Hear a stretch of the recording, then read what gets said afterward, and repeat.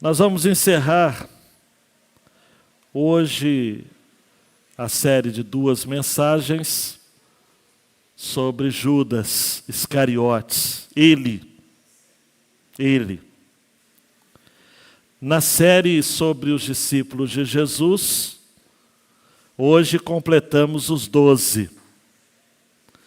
Mas como Judas não cumpriu o seu chamado, e ele precisou ser substituído na prorrogação, entrou um outro para jogar, chamado Matias. E nas próximas 2 quintas-feiras, nós vamos estar falando sobre ele. Matias, o substituto.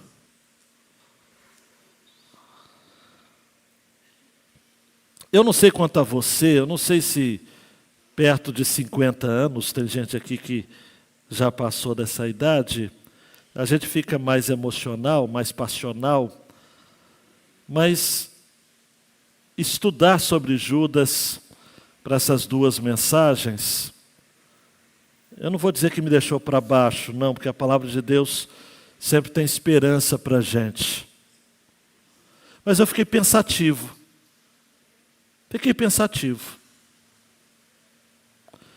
Hoje mesmo eu estava relendo alguma coisa, e algo que, por exemplo, outros autores, pastores, dizem também a respeito dele.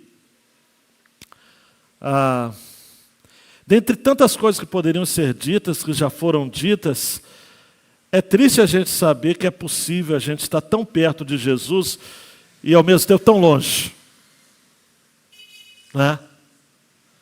É triste a gente saber que a gente pode conviver com Jesus sem ter uma aliança com Jesus. Saber que Judas viveu coisas incríveis com Jesus. Saber que ele estava em momentos assim, fantásticos. Pensa comigo, Sermão do Monte, ele estava lá. Jesus curando paralíticos, leprosos, cegos. Ele estava lá. Multiplicando pães e peixes, ele estava lá.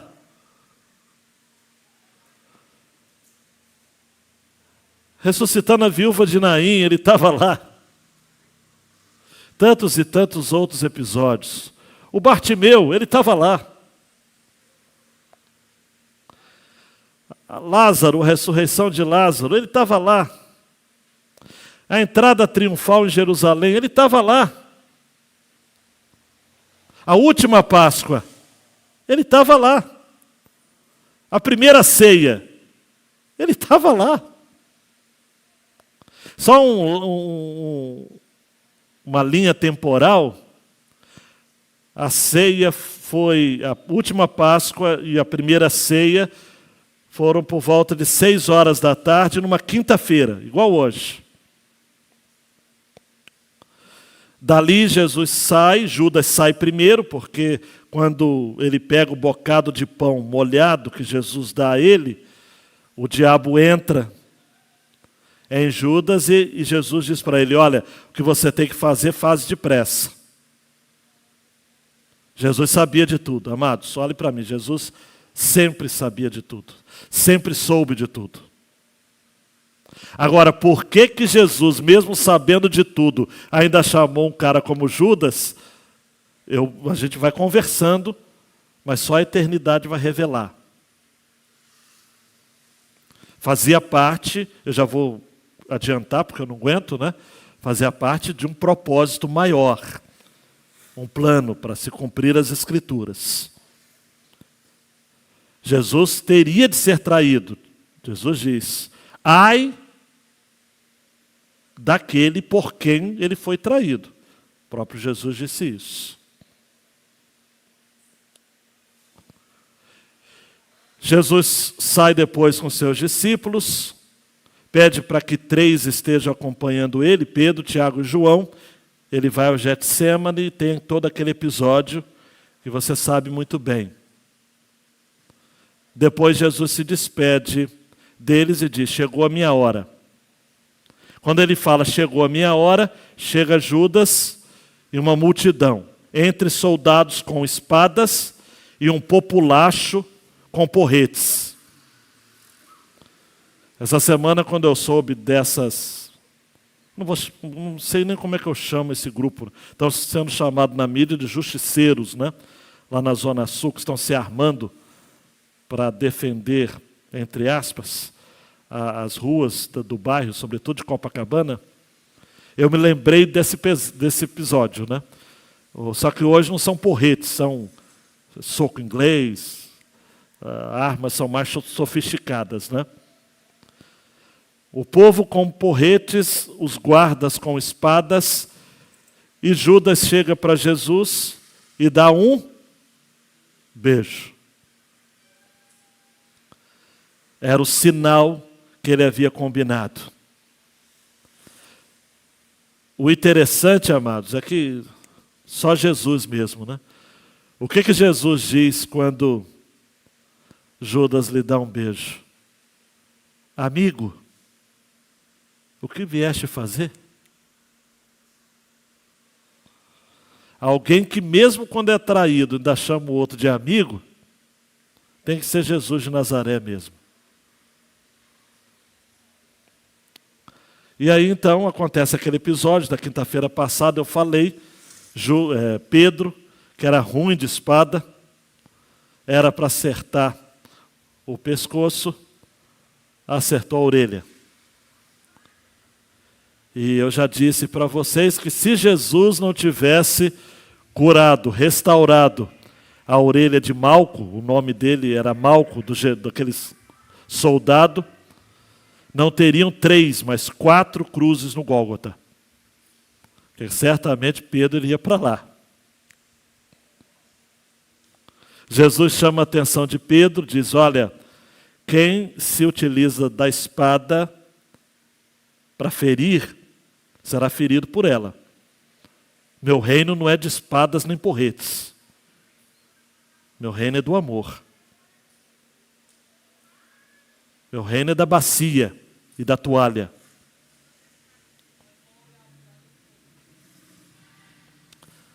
Saindo dali, Jesus é preso, vai direto para ser julgado, um julgamento muito estranho, porque foi na noite, varando a noite. E no capítulo 27 a gente já tem, logo de manhãzinha, o veredito é dado. Diz o verso 1, na verdade 1 e 2 dá para a gente ler do capítulo 27 de Mateus. Ao romper o dia, que dia? O dia já de sexta. Todos os principais sacerdotes e os anciãos do povo entraram em conselho contra Jesus para o matarem. E amarrando-o, levaram-no e o entregaram ao governador Pilatos. Em linhas gerais, Jesus sofreu 2 julgamentos. Um judeu e religioso e outro romano e político. Por que Jesus precisou passar pelo julgamento romano? Porque os judeus não tinham autonomia para crucificar ninguém. A pena capital só poderia ser infligida por Roma, porque naquele tempo a Palestina e Israel estavam sob ocupação romana. Por isso Jesus precisou passar por 2 julgamentos, judeu e religioso, romano e político. E aí Mateus é o único que registra a morte de Judas, dentre os evangelistas. Porque Lucas vai nos dar um detalhe no capítulo 1. E Judas morreu como viveu, de modo trágico. Acompanhe comigo a leitura, Mateus 27, 3 a 10. Então Judas, que o traiu, vendo que Jesus havia sido condenado, tocado de remorso. Tocado do que, gente?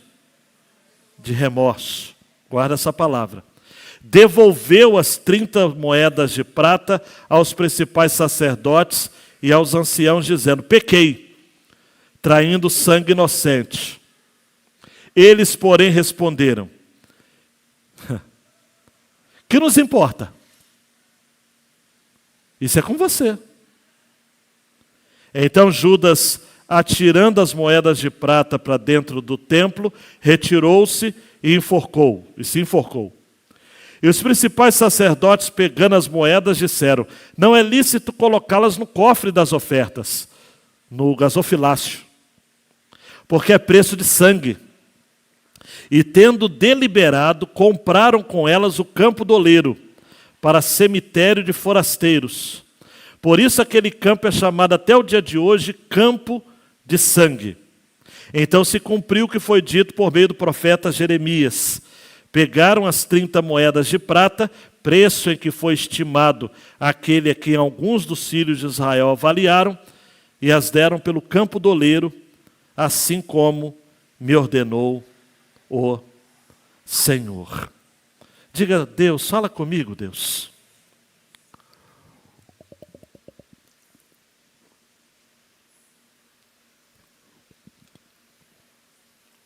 Eu preciso ouvir sua voz. No nome de Jesus. Amém. Dando um clique, João Renato. A proposta desse texto eu coloquei num tom de imperativo. Examine o seu coração em busca de vestígios de orgulho. Orgulho mata. Eu estou convencido, queridão e queridona, de que a essência da queda de Judas foi o pecado do orgulho. Versículos 3 e 4, Judas traiu a Jesus no coração. E 5 a 10, ele se entrega à morte de modo trágico. Havia ganância no coração de Judas, é óbvio. A gente vai perceber em vários episódios, mas sobretudo naquele em que ele desmerece a oferta daquela mulher que derramou perfume caríssimo aos pés de Jesus, dizendo que aquele valor deveria ser dado aos pobres. E o evangelista João, só ele, disse: não porque Judas se importava com os pobres, mas porque ele era ladrão e se aproveitava de recursos que eram dados pelas pessoas. Orgulho. Na verdade, Judas queria ter feito algo para impressionar a Jesus e não o fez. Daí então, desiludido e ganancioso que era, resolveu colocar dificuldades ou empecilhos ou barreiras ou questionamentos, dúvidas na oferta de uma mulher que de maneira tão extravagante ofertou ao Senhor tudo o que ela tinha.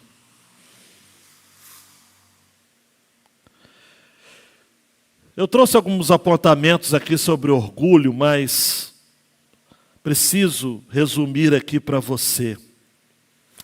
Jonathan Edwards tem um sermão excelente chamado O Orgulho Espiritual.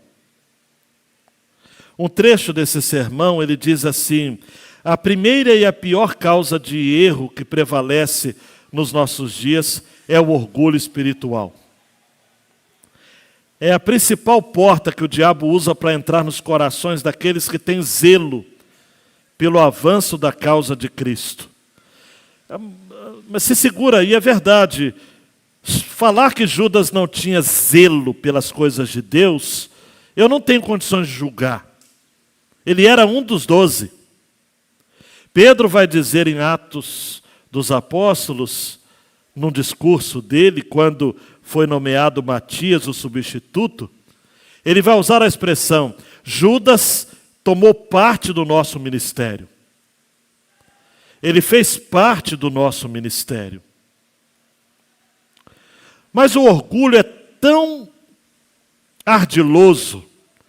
Jonathan Edwards continua dizendo: é a principal via de entrada da fumaça venenosa que vem do abismo para escurecer a mente e desviar o juízo.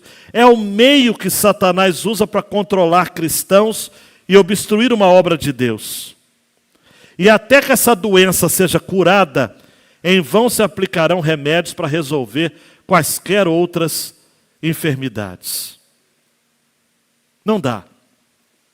E aí Jonathan Edwards se utiliza de um exemplo muito peculiar. Todos aqui vão entender. Ele fala assim: o orgulho toma muitas formas e manifestações e envolve o coração como as camadas de uma cebola.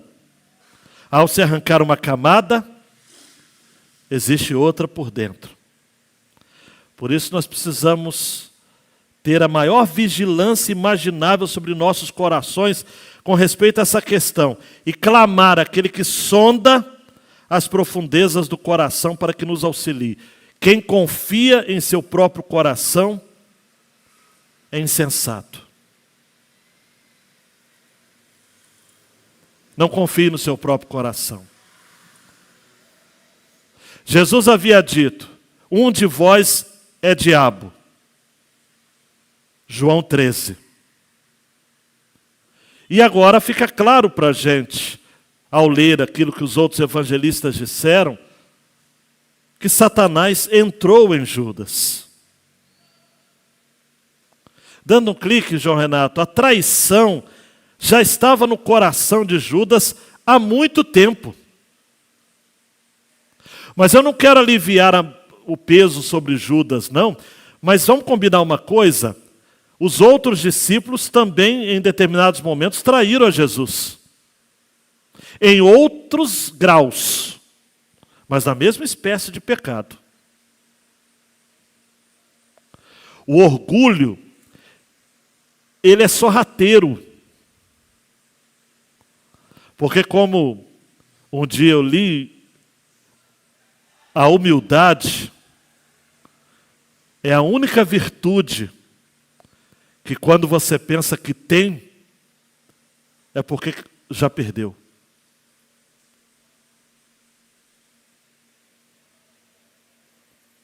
Fica fácil, amados, e o Swindon dá uma colaboração muito boa naquele livro sobre Jesus, naquela coleção Heróis da Fé. Ele fala o seguinte: Judas já estava cultivando uma vida dupla havia meses. Ele já havia combinado com os principais sacerdotes, autoridades religiosas, já havia combinado o seu preço. Tem uma frase que eu não gosto, acho horripilante, mas é dita em determinados contextos: todo homem tem um preço. Infelizmente, no mundo, isso costuma ser verdade. O preço de Judas era 30 moedas de prata. Se você quer fazer uma comparação, pode parecer que não tem nada a ver, mas tem. Jesus valeu apenas 10 moedas a mais do que José do Egito, quando tinha 17 anos. José foi vendido por 20 moedas de prata. E tudo estava combinado. Judas, ele só mantinha aquilo que o Swindon chama de encantadora fachada religiosa. Ele sorria para todo mundo, era o tesoureiro do grupo, tinha uma planilha do Excel pronta para tabular as ofertas, os dízimos, tudo muito bem calculado, tudo. Ninguém suspeitava de Judas. João, pastor, mas João disse que ele era ladrão. Mas ele falou isso 60 anos depois. Vou repetir, 60 anos depois. Só que Judas guardava um ressentimento oculto, Porque ele se sentia traído por Jesus. Eu não sei, as teses são as mais absurdas, as mais controversas. Mas algo havia em Judas que não fazia aceitar a proposta de Jesus. Ele nunca entendeu. Você fala, mas pastor, os outros também não entenderam. Não entenderam. Domingo você vai vir aqui na mensagem e você vai ver que depois da ceia, eles discutiam para ver quem deles era o maior.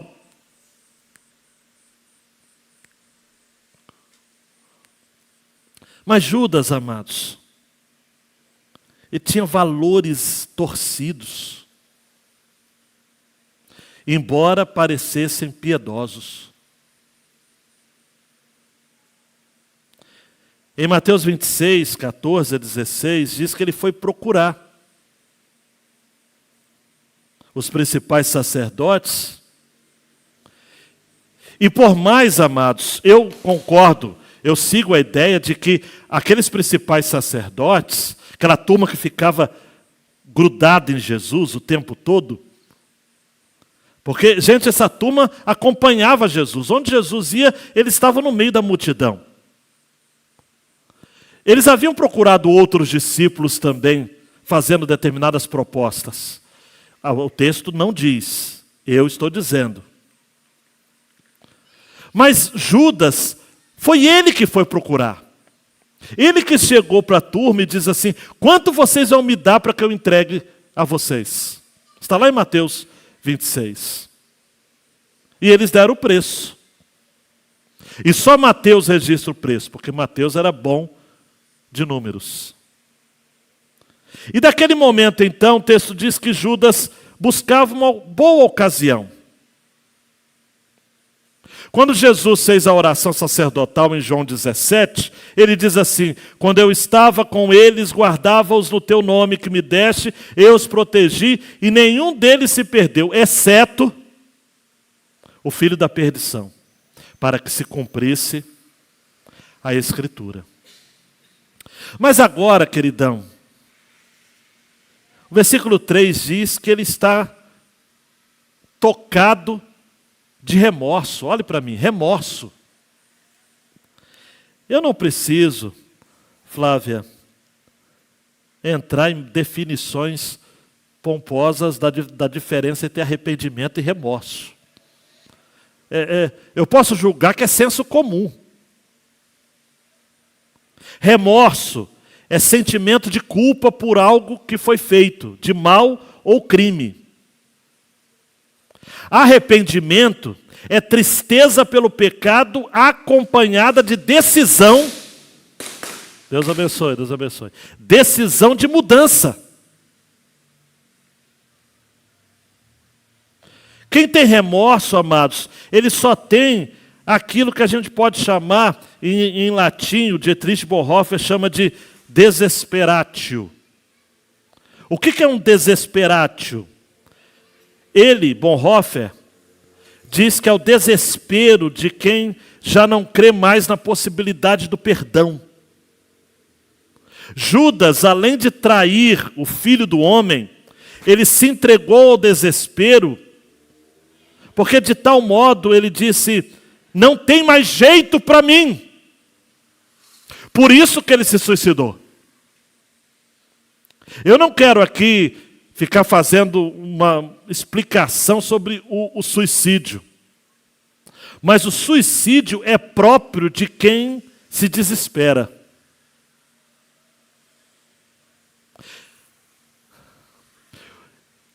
O suicídio é um desespero que vem junto com ingratidão, desobediência e desesperança. O suicida, ele quer deixar a conta dele para os outros pagarem. Nesse sentido, me perdoe a franqueza, todo suicida é um covarde.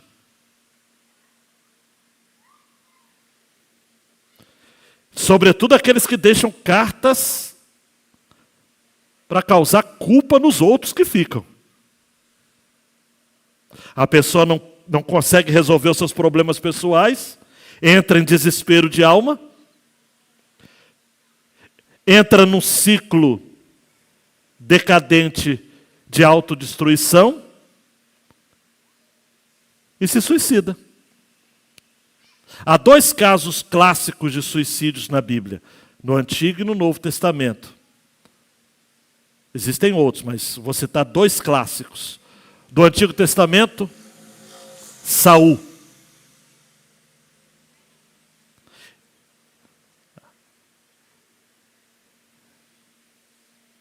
Ele se chega diante de uma limitação. Deus já havia tirado o seu trono. Ele não era mais rei, segundo o Senhor. Samuel já havia ungido Davi.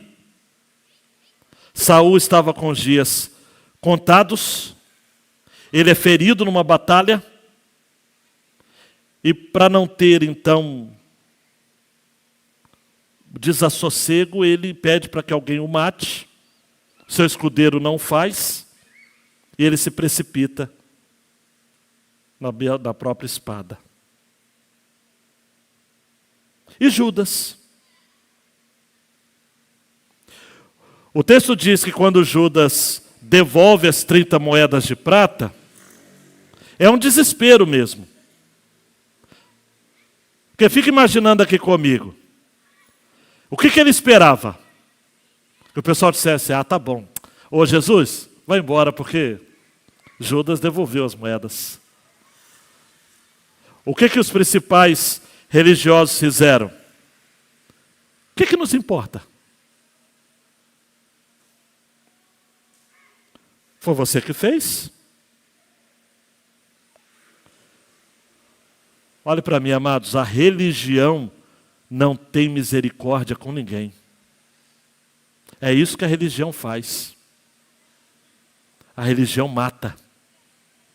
Porque a religião é a quintessência do orgulho. Esses estavam pensando eles, nós estamos com a nossa vida ganha. Nós estamos livres desse sangue inocente. Você pecou tirando o sangue inocente? O problema é seu. O problema é todo seu.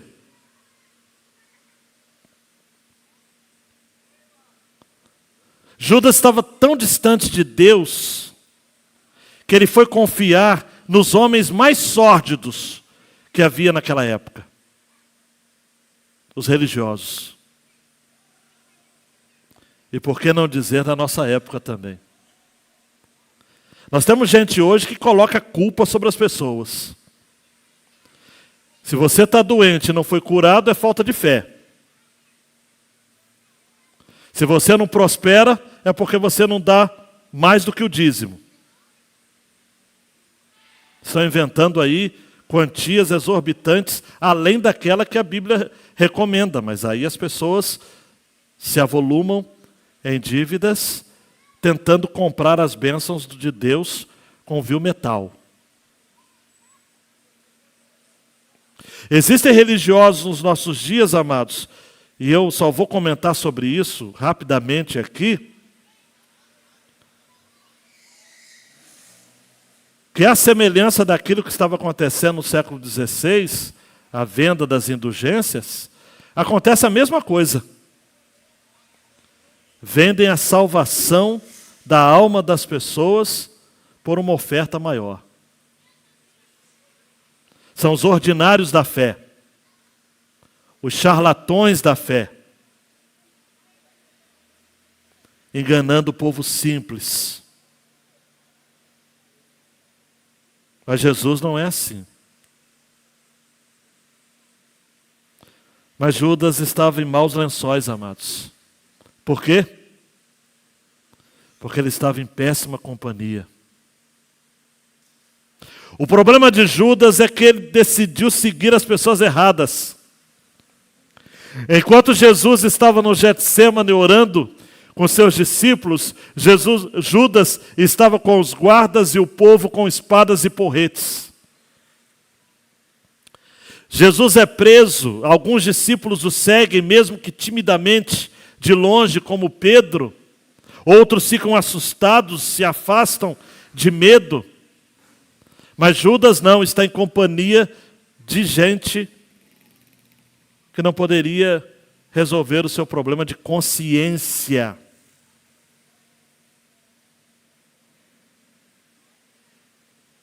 Ele não procurou a Deus.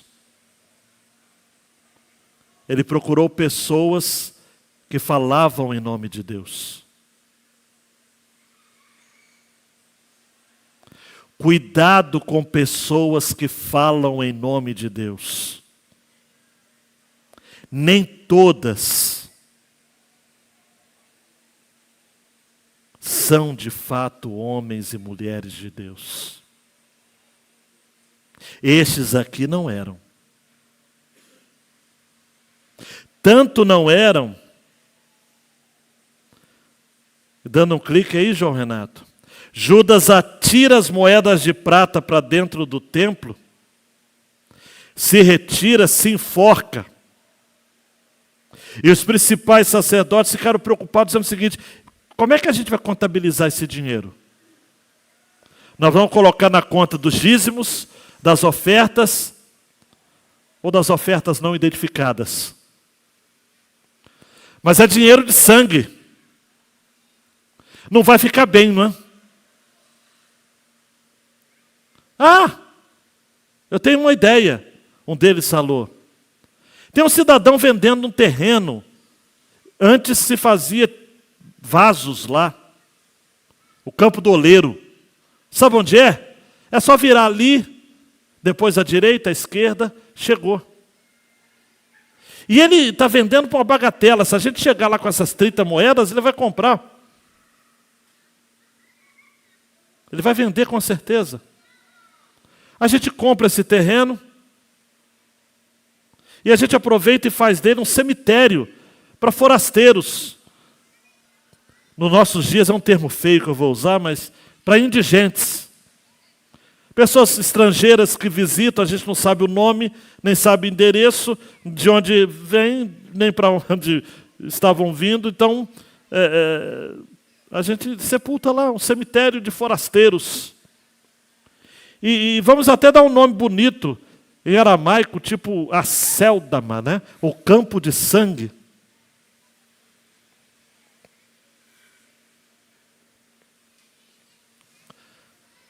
Gente, aquelas moedas queimavam nas mãos de Judas.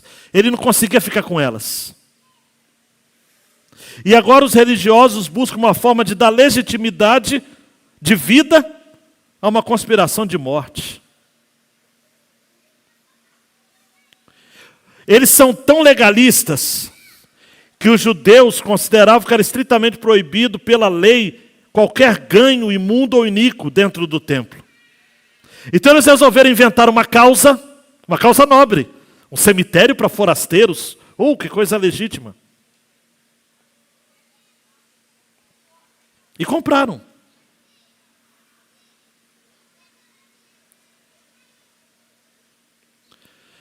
Em Atos, Pedro explica de que esse campo, comprado com preço da iniquidade, foi justamente, olha a providência divina aí, hein? Foi justamente o campo que Judas se enforcou. Só que Pedro tem informações, eu não quero mexer com a sensibilidade de vocês, está lá em Atos 1, 18 e 19, que diz que tudo leva a crer que quando Judas se enforcou, uma corda, num galho, perto de uma ribanceira, a corda se rompeu, o galho quebrou, e ele se precipitou junto às pedras, rompendo-se pelo meio e tendo todos os seus intestinos derramados. Essa é a ideia. Mateus nem quis falar desse quadro todo, ele só falou se enforcou e pronto. Pedro, que pregando na nomeação de Matias, é que vai dar detalhes. falando dessa cena macabra aqui. Mas tudo para se cumprir as Escrituras. Que o versículo 9 diz que foi dito por meio do profeta Jeremias, mas que na realidade foi dito por Zacarias. Zacarias 11, 11 a 13. Aí tem uma discussão de cópias dos textos. Enfim, eu não vou entrar em detalhes nem sobre tortura. Talvez uma solução seria que o original diz para se cumprir o que foi dito por meio do profeta. E aí, em algumas cópias depois, alguém colocou Jeremias erroneamente. Mas está em Zacarias 11, 11 a 13. Se estiverem de acordo, pague o meu salário, se não, deixe por isso mesmo. Então pesaram o meu salário, 30 moedas de prata. Então o Senhor me disse, pega esse dinheiro, esse magnífico preço, em que fui avaliado por eles, e jogue para o oleiro. Peguei as 30 moedas de prata e as joguei para o oleiro na casa do Senhor.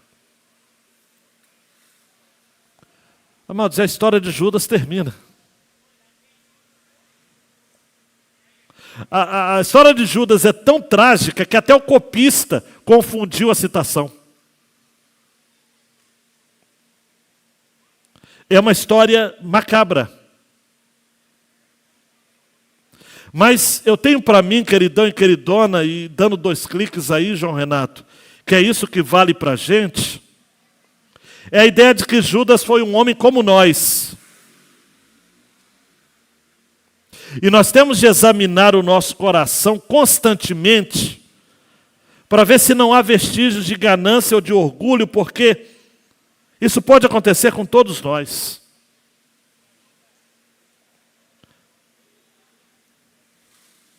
Às vezes a gente olha para Judas e a tendência tradicional é exagerar seus erros e defeitos.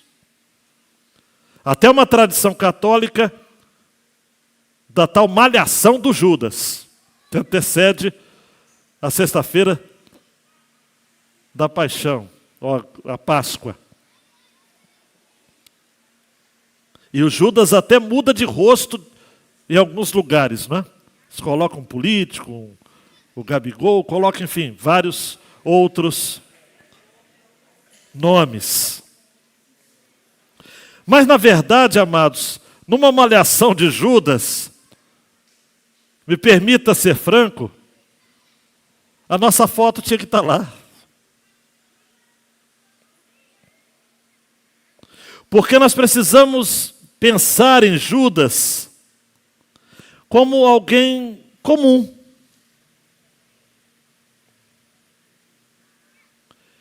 Eu tenho para mim, Roberta, me ame e concorde comigo, que Judas em determinados momentos foi honesto. Foi um companheiro íntimo de Jesus. Tanto é que o salmista, no Salmo 41, 9, diz, até o meu amigo íntimo me traiu. E é citado como parte da profecia. Eu acho o seguinte, amados, vamos concordar com uma coisa. A traição dói mais quando há intimidade envolvida. Porque quando o cara já não vale nada, a gente nem gosta muito dele, não é nem traição, é um favor que nos faz. Ou é algo normal. Mas quando a gente fala da traição de Judas, evoca algo realmente pesado, porque ele era um dos 12. E uma lição que fica, uma lição inquietante, é de que infelizmente pode ser erguida uma barreira, mesmo diante de um verdadeiro vocacionado.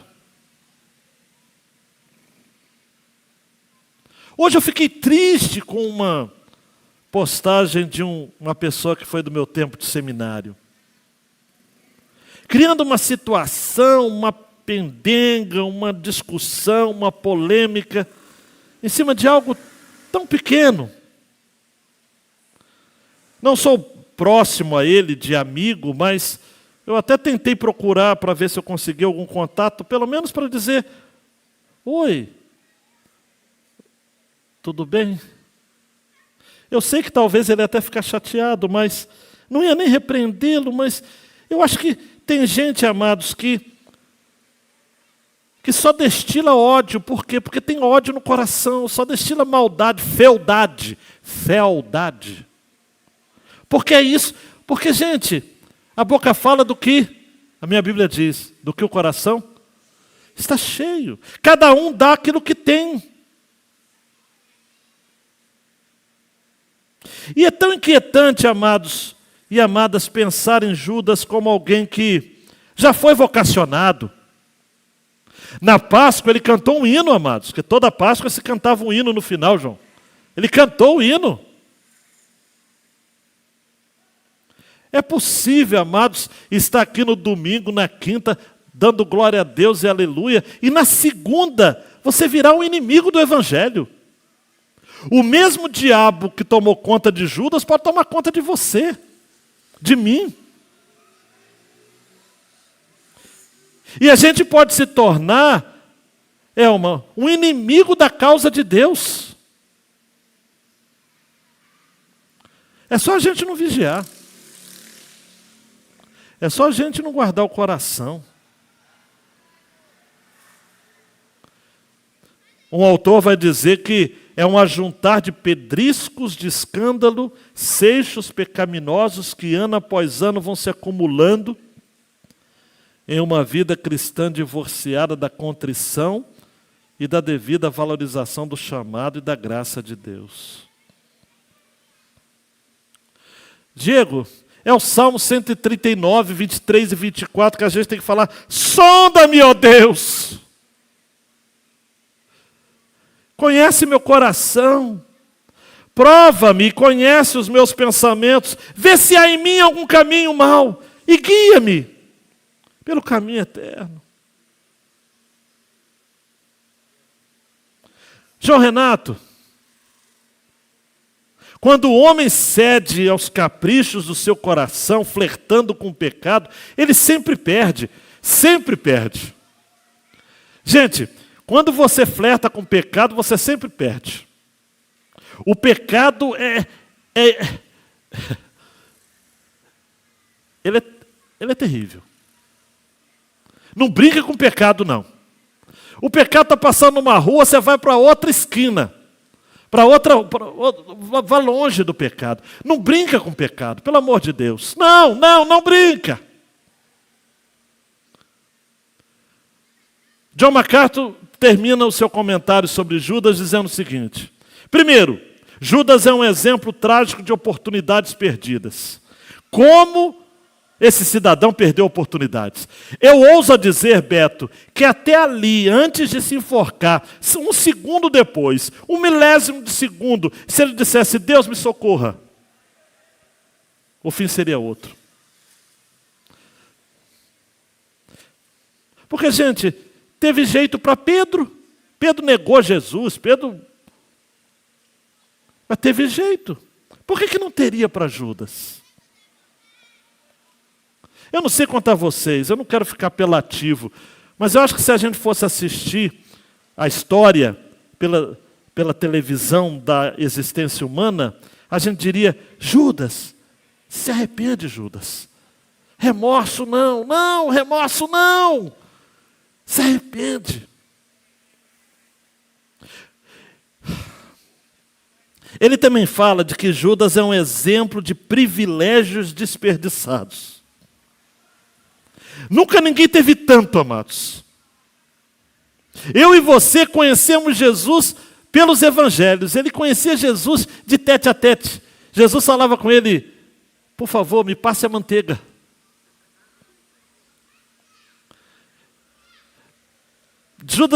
Jesus dizia: Judas, você dormiu bem, meu filho? Judas, amigo, a que vieste? Judas é a ilustração clássica de como o amor ao dinheiro é a raiz de todos os males. Gente, tem cara que é gente boa, mas se tiver dinheiro, o cara vira uma coisa. Incrível. Incrível. Judas exemplifica a indignidade e o perigo da traição espiritual. Judas é prova de que os ternos afetos da misericórdia de Deus e paciência e eterna bondade são ministradas a todos nós. Porque Jesus em nenhum momento expôs a Judas.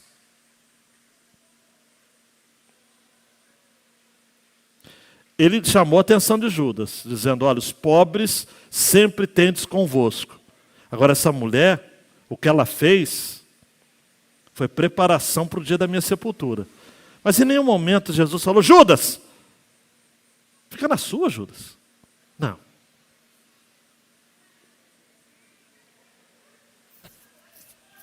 Judas também demonstra que a vontade de Deus não pode ser frustrada, de maneira alguma. Me permita, o que é para ser, será. Judas cumpriu a vontade de Deus de um jeito pior possível. E por fim, Judas é a demonstração vívida da futilidade, da hipocrisia e da falsidade. Dando um clique aí com essa frase, para a gente terminar. Examine seu coração, em busca de vestígios de orgulho. Orgulho mata. Eu e você não podemos lidar bem com o pecado. Como diz Spurgeon, a gente não sabe pecar direito. E é bom. A palavra de Deus afirma que nós não somos capazes de manter o pecado sob o controle. O pecado é incontrolável. Você deixou ele entrar perto de você, se você ceder espaço para ele, ele vai querer mais, até lhe tomar por inteiro. Quando Oliver Cromwell, ele era primeiro-ministro na Inglaterra, ele foi a um circo. Lá tinha um domador de animais. De repente esse domador entra no picadeiro, estala o chicote, e aparece uma cobra rastejando e se enroscando no corpo dele. Fazia parte do espetáculo. Só tem que, logo em seguida a multidão fez um silêncio profundo quando ouviu o estalar de ossos esmagados. Pouco tempo depois, Maria Clara, o domador estava morto. Aí todo mundo vai perguntar, mas o que houve? O que houve? Ele tinha treinado a serpente por 13 anos. Só que quando ele começou, Márcia, ela tinha 20 centímetros. Ele podia esmagá-la entre o indicador e o polegar. Ele achou que tinha um controle sobre o animal. Só que, como diz o carioca, naquele dia, deu ruim. Ele se julgou seguro demais. E ele estava totalmente enganado.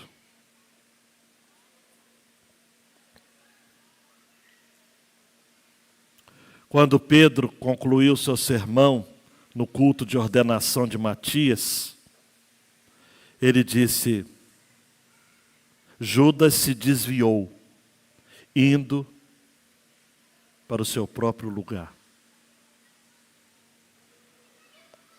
Em outras palavras, Judas brincou com o pecado.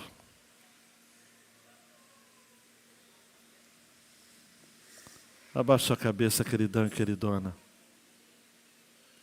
Tem alguma coisa de orgulho aí? Tem alguma coisa de vanglória, de soberba, de ganância aí? Tem alguma mentira que você anda administrando para poder se dar bem? Tem algum olhar altivo que você se apercebe fazendo quando você lida com pessoas que você julga tem menos coisas que você, ou que até mesmo são, na sua loucura, você pensa que são menos que você? Você já se avaliou se o seu serviço a Deus é de fato a Deus, aquele que vem em secreto e em secreto lhe recompensa? Ou você, na verdade, está fazendo para ser visto pelos homens? Você, como diz o ditado popular, faz o bem sem olhar a quem? Ou você gosta de cartaz?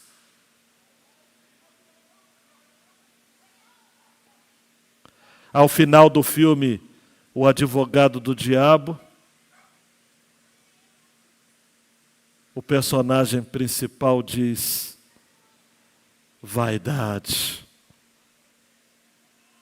meu pecado favorito. E você? E você?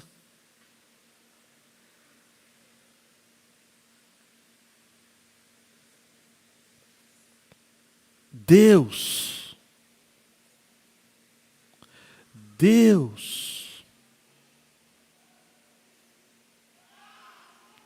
nós estamos aqui diante da sua presença,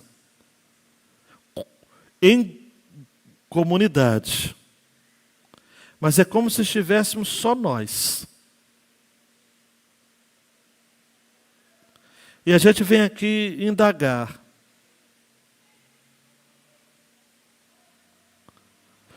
O Senhor, que conhece o nosso coração como ninguém, pode nos ajudar. Nós precisamos nos achar.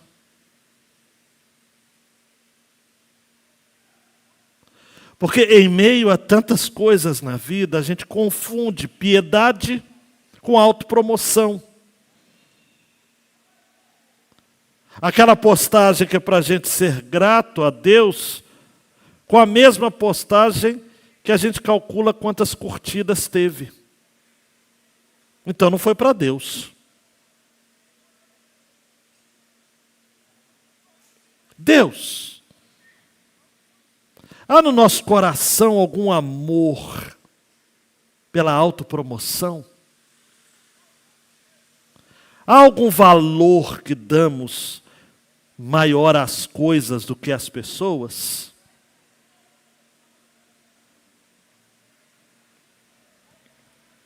Som do nosso coração, Deus.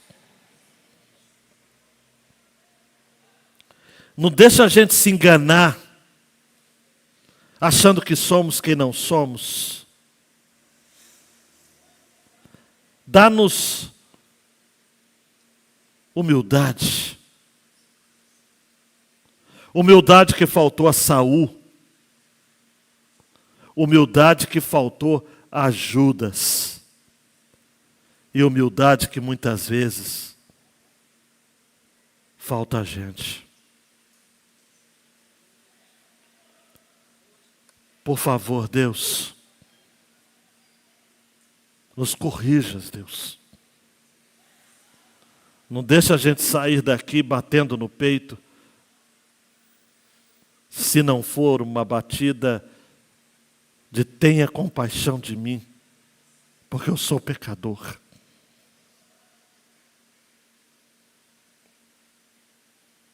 Não deixa a gente se perder, Deus. Nos busque quando estivermos trilhando o caminho mau de morte. Corrija a gente, Deus. Nos atraia com cordas de amor. E aceitamos a sua disciplina. Porque como um pai corrige ao filho que ama, nós queremos receber a sua disciplina de amor. Só não desistas de nós. Só não nos abandones no caminho. Não deixa a gente nos dependurarmos numa árvore e darmos fim à nossa vida de maneira covarde, deixando as contas para os outros pagarem.